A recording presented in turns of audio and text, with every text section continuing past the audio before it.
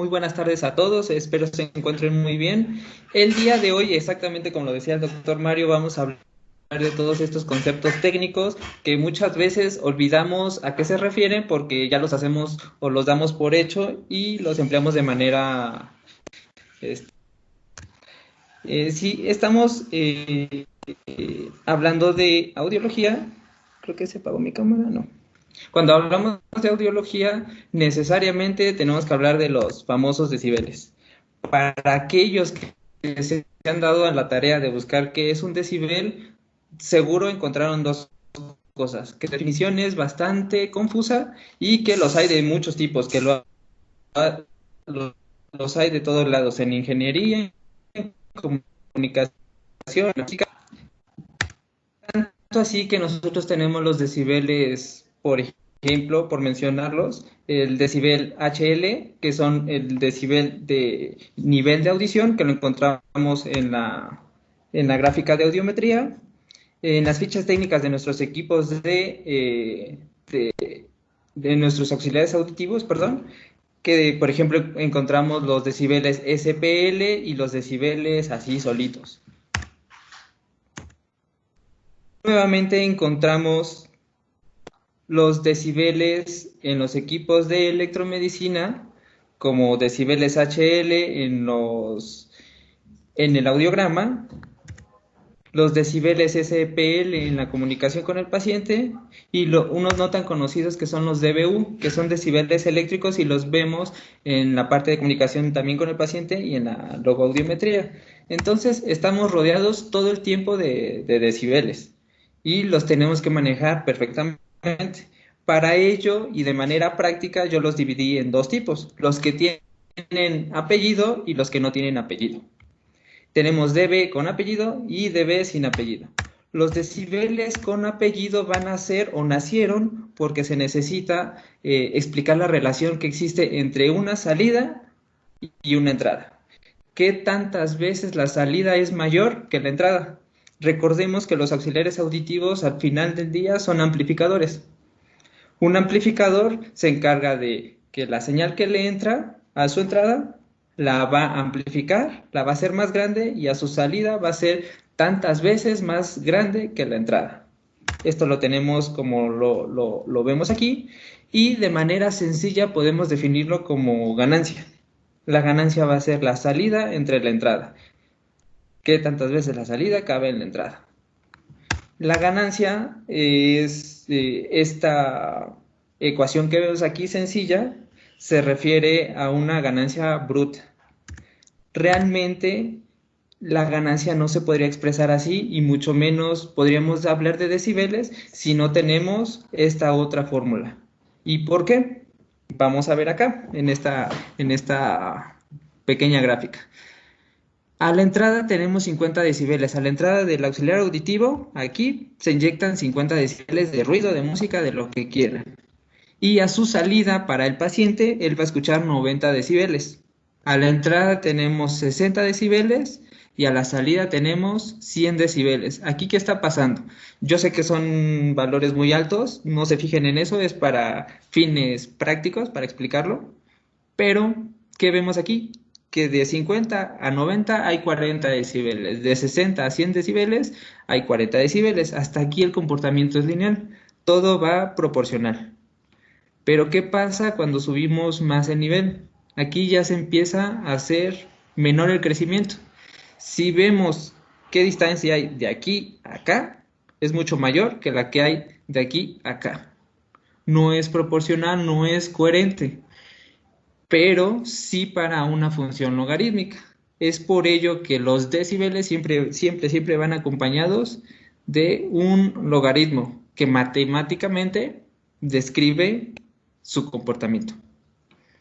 Entonces, los decibeles sin apellidos así puros, los vamos a entender, en resumen, como la relación que hay entre la salida y la entrada. ¿Qué tantas veces, esa es la palabra correcta, qué tantas veces aumenta la salida con respecto a la entrada? Así de sencillo. Y eso lo vamos a ver en los auxiliares auditivos, en la parte de su ficha técnica, en la ganancia. vamos a ver, por ejemplo, aquí que nos dice que la ganancia de salida es de 37 decibeles. ¿Esto qué quiere decir? Que lo que yo le meta a la entrada va a ser 37 veces más grande a la salida. Así de sencillo. Ahora, los decibeles con apellido son otra cosa. Tenemos el ejemplo de los decibeles SPL, que se refieren más bien a lo siguiente: a qué tantas veces nos alejamos o nos acercamos de una referencia. Establecemos una referencia, estamos parados aquí en 0 decibeles. Esta referencia es igual a 0,20 micropascales. ¿Qué es eso de 20 micropascales? Bueno, es el mínimo nivel de variación de presión que el oído es capaz de detectar. Si yo aquí coloco 20 micropascales, esto 20 entre 20 nos da 1. Logaritmo de 1 es 0. Y 0 por 20 es 0. Estamos parados aquí. No se estresen, ahorita el siguiente ejemplo los va a aclarar todo. Estamos parados aquí en 0 decibeles. Pero ¿qué pasa cuando ponemos 20 pascales? 20 pascales, esa presión corresponde al umbral de dolor del oído, del ser humano. 20 entre 20 micropascales, toda esta cuenta nos va a dar 10 millones. El logaritmo de 10 millones son 7. 7 por 20 son 140. ¿Eso qué quiere decir? Que nos alejamos 140 veces de esta referencia. Así de sencillo. Los decibeles SPL van a estar siempre referidos a 20 micropascales. Les decía, perdón. El apellido nos va a indicar la referencia. Ahora ustedes, cualquier decibel que puedan encontrarse, si tiene apellido, van a saber que va a existir una referencia y que va a bastar con aplicar esta fórmula para conocer de qué se trata. Pero al final del día, y de manera resumida, solo es qué tantas veces nos alejamos de la referencia. Así de sencillo, qué tantas veces nos alejamos de la referencia. Y los decibeles que veíamos antes, acá atrás, los que no llevan apellido, son qué tantas veces aumenta la salida respecto a la entrada. Así, si tenemos bien presente la palabra veces, vamos a entender de qué se tratan los decibeles. Porque, como comentario, los decibeles no son valores, no es una medida absoluta, es una medida relativa. Por ello no tiene ni siquiera unidades en el Sistema Internacional de Medidas. Eso es como un comentario. Pero ¿qué pasa con los decibeles HL? Creo que alguien tiene el control.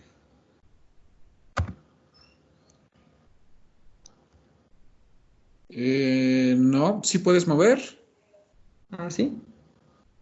Ok, listo. Veía algo raro, Doc. No te estreses. Listo. Los decibeles... ¿Pero qué pasa con los decibeles HL? Los decibeles HL, su referencia nace de forma distinta a los decibeles que ya estábamos viendo anteriormente. Igual tiene apellido, quiere decir que vamos a tener una referencia y que todos los valores que estén acá nos van a indicar qué tanto nos alejamos o nos acercamos de esa referencia. Eso no cambia. Pero para los decibeles, su cero es diferente la forma en que se obtuvo. Este cero se obtuvo mediante la promediación de pacientes norma escucha que indicaron que a 47.5 decibeles SPL en la frecuencia de 125 estaba su umbral de audición, apenas empezaban a escuchar ese tono de 125 Hz. Lo mismo pasa para cada una de las frecuencias. Si observan, esto es diferente para cada frecuencia, en ninguno es igual, porque el oído no responde igual para todas las frecuencias, no escucha igual todas las frecuencias, ni con la misma intensidad, ni con la misma sonoridad. Entonces, es por ello que se crea el decibel HL. El decibel HL, que es el decibel de nivel de audición, nos va a establecer un cero promediado que te va a decir, ok, yo para que escuche 125 decibeles, perdón, la frecuencia de 125 Hz, necesito 47.5 decibeles SPL. Y para que escuche la frecuencia de un Hz, de 1000 Hz, necesito 7.5 decibeles SPL. Eso corresponde a un cero. Ahora bien, aquí viene otra parte interesante de comprender los decibeles HL. Los decibeles HL son en realidad lo que está enfrente de la calibración. Detrás de esto hay decibeles SPL que nosotros medimos con instrumentos y que podemos garantizar y calibrar a que 47.5 corresponden a 0 decibeles. Si ustedes por alguna razón no calibran sus equipos, los guardan, los tiran, el manejo no es adecuado, este valor va a modificarse con el tiempo o en un instante, pero va a modificarse. ¿Eso qué quiere decir? Que este cero ya no existe. El cero que ustedes ven en su gráfica de audiometría ya no es un cero, porque este valor que está detrás, que es el que se calibra, ya no es correspondiente. Y esto está por norma. Esto se le refiere en las normas y en las fichas técnicas de cada uno de los equipos. Ese es lo interesante de los decibeles HL. Ahora vamos a hablar de un tema que yo he escuchado que lo usan bastante, pero que me gustaría preguntarles qué tanto lo conocen o qué tanto lo manejan, y es la compresión.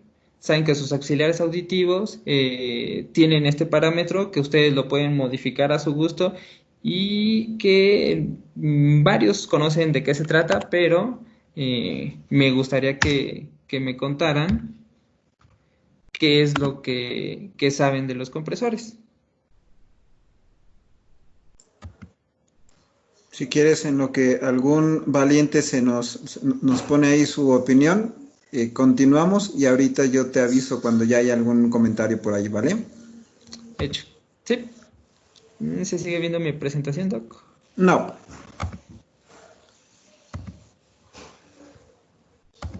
Listo.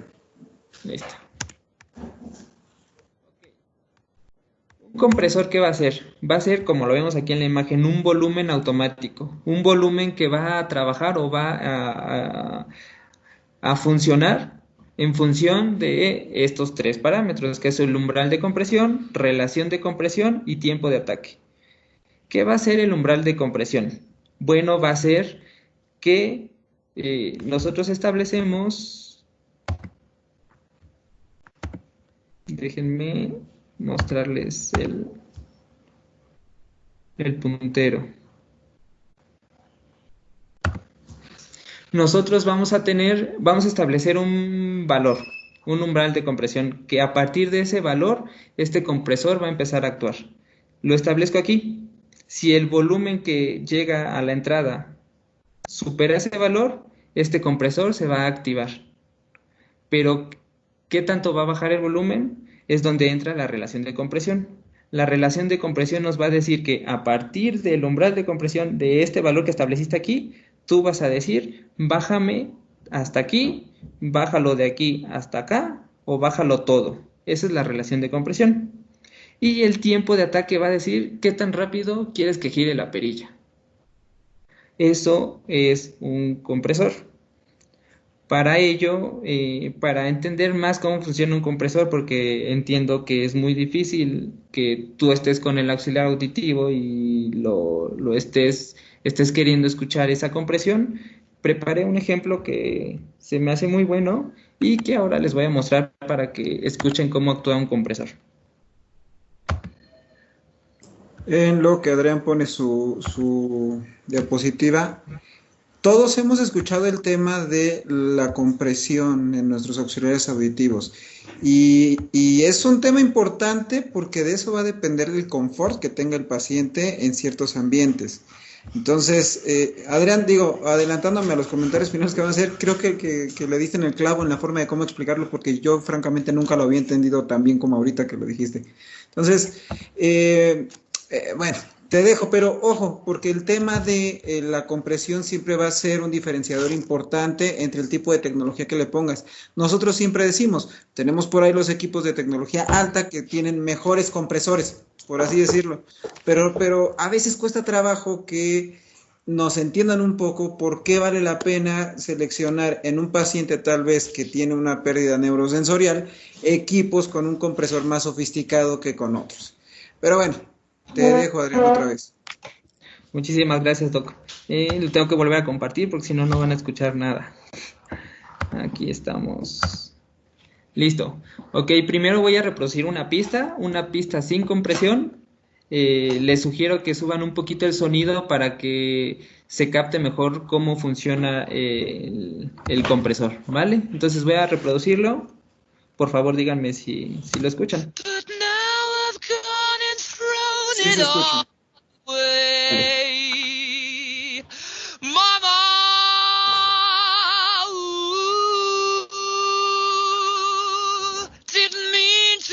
You cry if I'm not back again this time tomorrow. Carry on, as if nothing really matters.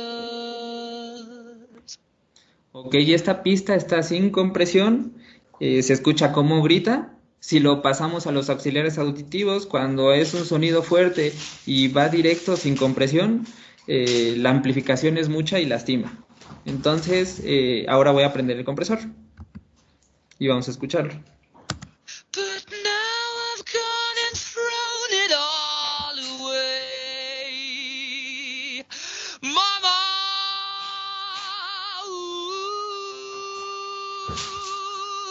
didn't mean to make you cry. If I'm not back again this time tomorrow, carry on,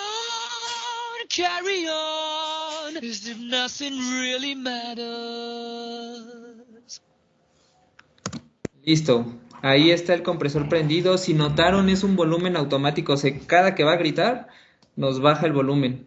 Y si lo ven aquí, de hecho aparece como hacia abajo, que lo está comprimiendo. Todo ese valor, todo eso que se ilumina en rojo, es el valor de compresión. Ahora díganme qué opinan. En lo que regreso a mi diapositiva.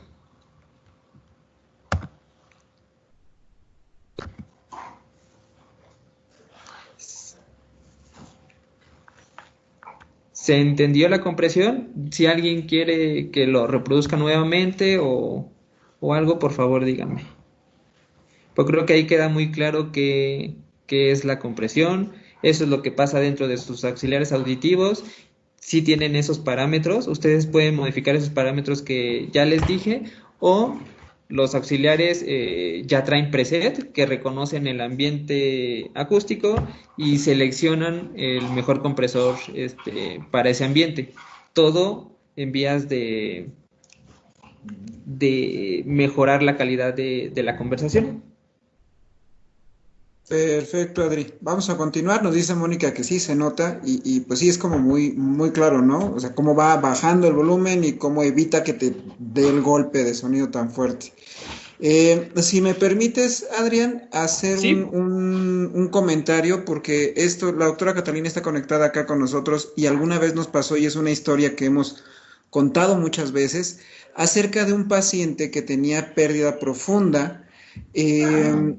Y que, bueno, ocupaba equipos superpotentes. Cuando el paciente estaba en un ambiente ruidoso, entraban los compresores y entonces dejaba de escuchar. Y él pensaba que los auxiliares se le estaban apagando, cuando en realidad era el compresor el que estaba entrando en acción. La única manera que encontramos, y que de hecho no encontramos, encontró la doctora Catalina de hacer que el paciente dejara de tener esa queja, fue pues simplemente quitar el compresor, o sea, desactivárselo. porque era bastante complejo para él escuchar, sobre todo en ambientes ruidosos. Entonces, ojo ahí, porque acá viene un tip que creo que sobresale de todo lo que has platicado y que es bien importante por lo que nos acabas de enseñar. A veces, una parte importante de los pacientes que dicen, es que se me apaga, es que escucho cosas raras, tiene que ver justamente con los compresores. Entonces, ojo, tengo comentarios, Adrián. Por acá nos ¿Sí? dice, sí, sí se entiende que se puede disminuir el ruido cuando sea demasiado alto, que es ¿Sí? justamente lo que acabas de decir. Cata dice que está súper el ejemplo. Para mí no hay mejor forma de entenderlo que escucharlo. Pues completamente de acuerdo. Y nos dice Diego, hola Diego, qué gusto que estés acá. La compresión está ligada al rango dinámico de cada paciente. Por supuesto que sí. Exactamente, sí. Vale, entonces te dejo, Adrián. Listo. Muchísimas gracias. Bueno, para finalizar, que de hecho vamos ahora al tema de ya no me dejó cambiarle, de enmascaramiento, que igual les preparé un ejemplo similar. El enmascaramiento es muy sencillo. Es dos sonidos que llegan al oído del ser humano, uno con mayor intensidad que el otro. El de mayor intensidad no va a permitir que se escuche el de menor intensidad. Esto puede suceder tanto por el nivel como por la frecuencia en la que esté ese tono. Cuando un tono puro llega a nuestro oído interno, aquí vemos la membrana basilar.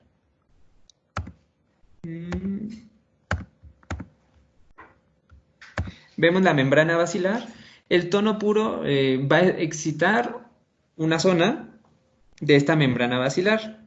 No solo la frecuencia que le corresponde, sino las frecuencias que estén más cerca de él. Es por ello que los equipos de audiometría que realizan enmascaramiento, si han escuchado el sonido del enmascaramiento, también va subiendo en frecuencia, tanto se va haciendo más grave como más agudo, porque un tono puro no solo va a estimular una pequeña porción de las células ciliadas, sino va a llegar más lejos y dependiendo de la intensidad va a crecer ese ancho de células ciliadas que puede estimular. El ejemplo que les preparé es igual como el que ya les decía. Voy a mostrarles mi programa.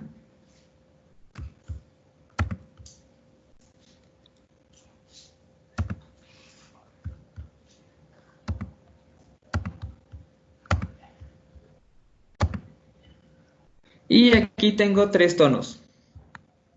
Tengo un tono de 5000 Hz, uno de 5500 Hz y otro de 7000 Hz. ¿Qué tienen particularidades?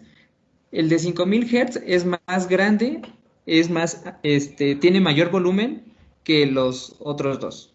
Y el de 5500 Hz y el de 7000 Hz son de la misma intensidad. Ahora los voy a reproducir.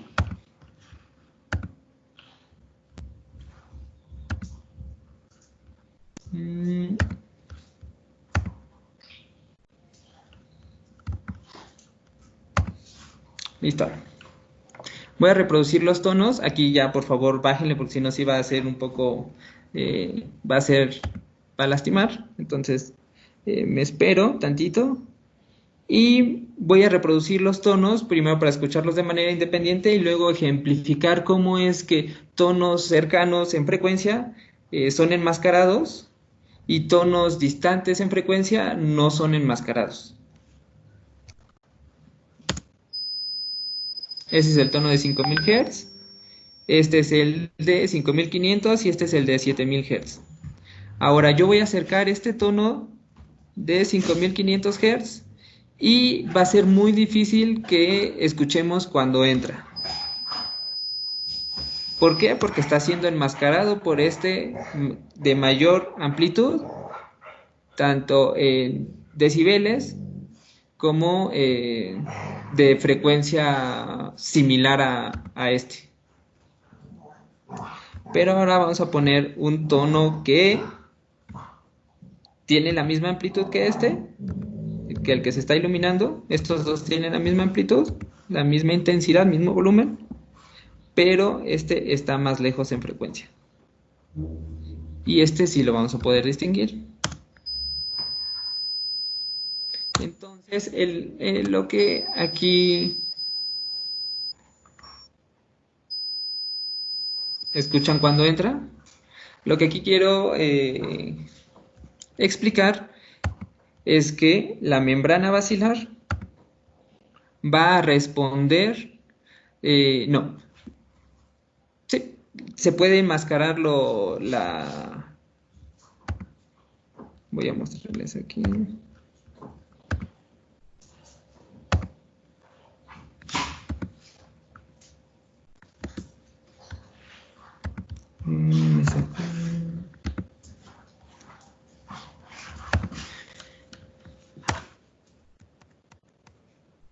Y la membrana basilar con tonos puros, también las frecuencias que están cercanas, se puede llegar a enmascarar frecuencias con menor nivel que estén cerca de la frecuencia fundamental.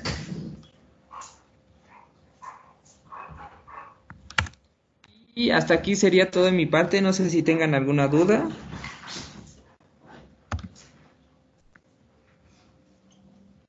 Acá, mira que traemos un debate interno y que creo que vale la pena compartirlo. Por acá nos decían, es que entonces por esta razón de la compresión es que el paciente que ocupaba análogos, cuando le cambias a un digital tiene problemas. Sí. Pues sí, básicamente esa es una de las razones. ¿Y cuántas veces pasa justamente eso? Que tenemos un paciente que está bien acostumbrado a tener amplificadores, equipos analógicos, equipos de trimmers y demás, y que cuando los cambias a una tecnología superior, en donde en teoría, y si no estudiamos mucho el tema, puede que nos perdamos porque es perfectamente natural, nosotros creeríamos que el paciente va a escuchar mejor y a veces no le creemos. Entonces, una recomendación de las que siempre decimos cuando estamos capacitando sobre la adaptación de auxiliares es justo sobre el tema de aprende lo que tu paciente estaba ocupando antes para saber qué le vas a poner después. Y no significa, ojo, no significa que pues, si el paciente ha estado ocupando amplificadores, le vas a poner amplificadores toda la vida.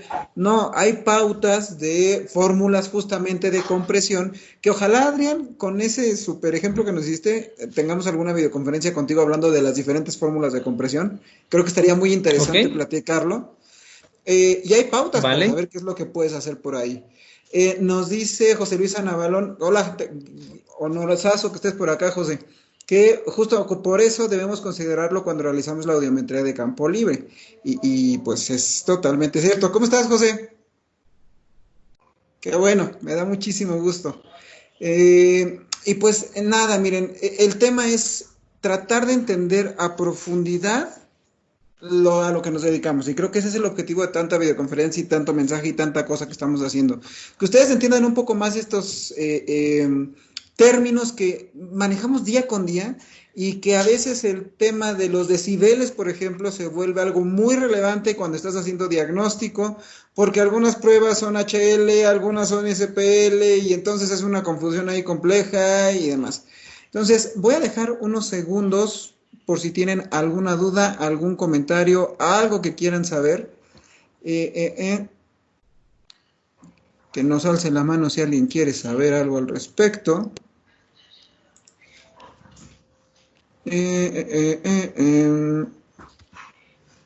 Nada. José, digo, aprovechando que tú estás por acá, ¿no tienes nada que nos quieras contar? Digo, ya que estás acá con nosotros.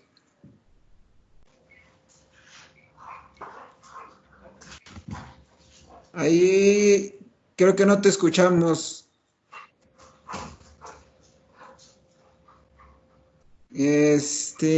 No, ¿qué crees que? No te escuchamos. Está muteado tu micrófono, José. ¿Ahora sí? Ya te escuchamos. ¿Ahora sí?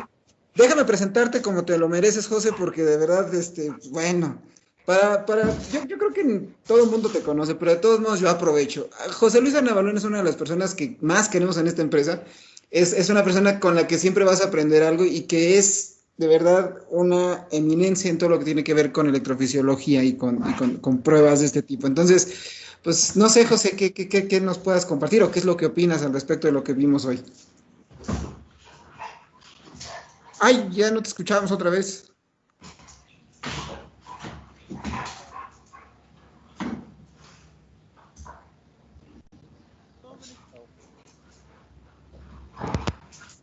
¿Aló? ¿Aló? Ahí ya te escuchamos.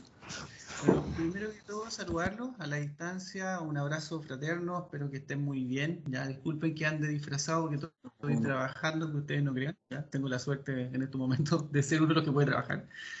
Bueno, primero que todo, felicitarlos. Adrián, obviamente, está muy buena la charla, queda súper clarito.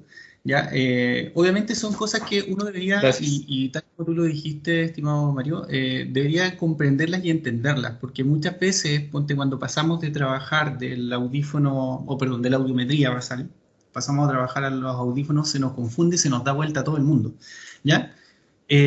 Por eso hay varias cosas que Adrián dijo que encuentro que son espectaculares, pero primero que todo, siempre tenemos que hablar nosotros de intensidades a las cuales vamos a medir los audífonos, y de ahí que siempre hay que considerar que debe ser 65 SPL, ¿me entiendes? Que es lo que nosotros trabajamos muchas veces cuando tenemos que hacer medición de oído real, porque es la transformación de HL a SPL de la voz humana. ¿Ya? Nosotros siempre nos enseñan que es 55 en HL, pero nosotros lo trabajamos a 65 para que entiendan por qué aparece ese 65 cuando uno hace esa transformación. Ahora, lo que te decía la audiometría, que lo hemos conversado varias veces, ya ahí cuando fuimos a Monterrey a comer ese corderito, ya no vamos a entrar en detalles porque lo pasamos muy bien y conversamos mucho de audiología. ¿Ya? Obviamente hay que tener lo claro, el factor de compresión, sobre todo si estás probando audífonos en una cámara de campo libre, ¿ya? Tienen que tener claro que muchas veces la audiometría de campo libre lamentablemente no te da el rendimiento real de tu audífono, porque los factores de compresión, todos estos algoritmos que tienen los audífonos, pueden estar encendidos y eso va a redundar en que tu resultado de medición sea peor de lo que debiese ser. Entonces, dentro de ese contexto, para mí siempre la audiometría de campo libre es, por decirlo así, una evaluación de cómo está funcionando o no el audífono, pero no puedo valorar el funcionamiento real, ¿me entiendes? Para que les quede claro, porque muchos países, nosotros todavía lo consideramos igual, asumen que la audiometría de campo libre es el gold estándar de la evaluación de cómo funciona un audífono, ¿ya? Tenemos que cambiar ese switch también, si me estoy metiendo quizás en la pata de los caballos, pero lo hemos conversado cuando hemos hablado de REM y todo lo demás, y no es porque necesariamente hay que hacer REM, si tú me preguntas, no es necesariamente, es obligatoriamente tenemos que hacerlo, ¿ya? Junto con ello, todo lo que habló de enmascaramiento y todo lo que pasa dentro del oído en el proceso de compresión es súper importante recordarlo, tal como decía Adrián. Ponte, piensa que en un oído se te murieron células, si yo comprimo mucho, también la información se me pierde. De ahí que tengo que conocer bien las zonas que están funcionando de buena forma, las zonas que están vivas, ¿ya? Y por eso que las veces que hemos conversado, chicos, y las veces que hemos hecho estos seminarios cuando hemos ido por allá, le damos tanta importancia a la audiometría propiamente tal, que los equipos estén calibrados, como decía Adrián, que los equipos estén digamos, con todo su implemento, su elemento funcionando de buena manera, porque si mi audiometría sale mal, todo lo que voy a hacer después va a salir igual, de mal, ¿me entiendes? Obviamente aquí entra la experiencia, la expertise y todo lo otro. De ahí que vuelvo a repetirlo, y no me canso, y mucha gente me dice, pero es que pasan cosas. Sí, pero por lo menos un equipo audiométrico por norma debiese ser, por lo mínimo, calibrado una vez al año. Una vez al año. No importa que no lo hayas ocupado, no importa que lo ocupaste para guardar ropa, el cajón, no sé, cualquier cosa, pero tienes que sí o sí calibrarlo, y eso es con toda la gama de equipos, incluyendo impedanciómetro, incluyendo potenciales. De ahí que muchas veces hay que considerar estas cosas también, ¿ya? Porque variaciones que muchas veces uno como profesional le echa la culpa al audioprotesista, a la persona que adaptó el audífono, parte porque yo le envié mala información. ¿Ya? Claro. Eso te diría solo agregar. No, hombre, pues como siempre, muchísimas gracias Claro, ustedes. Atinadas reflexiones, José, y de verdad te invitamos el día que tú quieras aquí, mira, 3 horas si quieres, te escuchamos y vas a ver. Cuando quieran, yo feliz. Al contrario, agradecido como siempre. Tú sabes que les tengo mucho cariño. Igualmente, José. Ay, se nos trabó, Y, José. Ah, y como te digo, feliz de ayudarles lo que necesiten. Pero muy claro, te felicito, Adrián. De verdad Muchas gracias, José. me gustó mucho tu presentación. Te iba a decir me gustaste, suena raro, Ah, pero me gustó mucho tu presentación. un poquito. Felicidades, de Muchas verdad. gracias. muchas gracias, José, que Gracias. estés muy Al bien. contrario, al contrario, al contrario. Y Chao. pues bueno, les platico. Hasta acá lo vamos a dejar el día de hoy. De verdad, muchísimas gracias. Muchas gracias. Clau, no te preocupes que eso ya está más que hablado y apalabrado y recontrahablado. Entonces tú tranquila que lo vamos a tener. Les cuento un poco. Estas videoconferencias, como les he estado diciendo desde hace ya muchos meses, están justamente para eso, para abrir la conversación y para platicar de cosas que nos interesan a todos como comunidad y que nos interesan todos para aprender a adaptar nuestros audífonos de mejor forma y para saber que este tema es tan gigantesco que hay miles de cosas de las que podemos hablar. Entonces, les agradezco muchísimo su participación, les insisto, Adrián, de verdad, de verdad, muy bien el tema. Este video va a estar en el canal de YouTube el día de mañana, ya con sus cortinillas, con todo muy bonito. Los invito a seguirnos en nuestras redes sociales. Les recuerdo también el tema de Telecare, que por ahí hay un montón de videoconferencias al respecto. Y les cuento que la siguiente mesa de discusión va a ser este viernes y va a ser con alguien muy querido que voy a dejar todavía ahí sin decir mucho, pero lo que sí les puedo garantizar es que se van a entretener y van a aprender muchísimo. Este viernes, perdón, vamos a hablar sobre la importancia de las pruebas complementarias en la adaptación de audífonos. Que sí, que no, que vale la pena, etcétera, etcétera, etcétera. Tenemos un invitado, alguien que yo aprecio mucho, nos acompaña desde Ecuador. Ya recibirán ustedes la invitación y los esperamos en el mismo lugar a la misma hora. Somos Casmith, no se les olvide y muchísimas gracias por haber estado con nosotros. Que tengan muy bonita tarde. Muy buena tarde, Adrián, que estés muy bien. Muchas gracias a todos. Hasta luego. Bye. Gasmet, connecting our senses.